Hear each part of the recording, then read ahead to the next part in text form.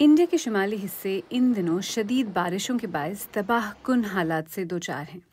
बादल फटने, लैंडस्लाइड्स, अचानक आने वाले सैलाब और पानी भर जाने से रोज़मर्रा की ज़िंदगी बुरी तरह मुतासिर हुई है। सबसे ज़्यादा तबाही पंजाब में देखी जा रही है, जहां तमाम 23 अजला को सरकारी तौर पर सैलाब ज़दा करार दिया जा चुका है।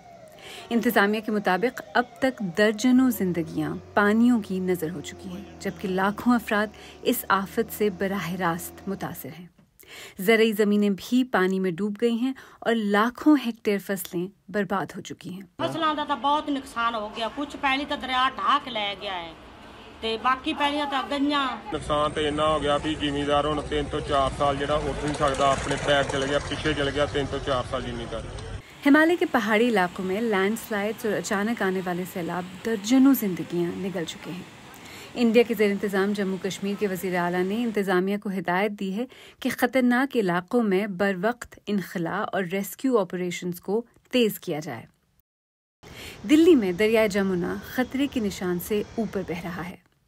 मंगल की रात कम से कम 10,000 अफराद को नशीबी इलाकों से निकाल कर महफूज मकामात पर मुंतकिल किया गया। दूसरी जानिब दिल्ली के नवाही शहर गुड़गांव में पानी भरने से निज़ाम ज़िंदगी मफलूज हो गया। शहरियों को घुटनों तक पानी में चलकर दफातर और स्कूलों तक पहुंचना पड़ा, जबकि कई घंटों की ट्रैफिक जैम ने सूरत हाल मज़ीद ख़राब कर दी।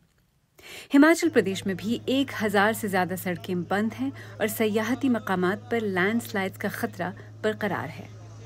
माहिरीन का कहना है कि ये बारिशें कई दहाइयों के बाद सबसे ज़्यादा शदीद हैं, जिनकी वजह से इंफ्रास्ट्रक्चर, फसलें और लाखों लोगों की जिंदगियां बुरी तरह मुतासिर हुई हैं।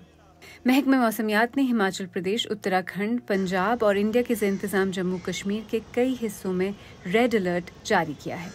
गोया आने वाले दिन मज़ीद खौफनाक साबित हो सकते हैं।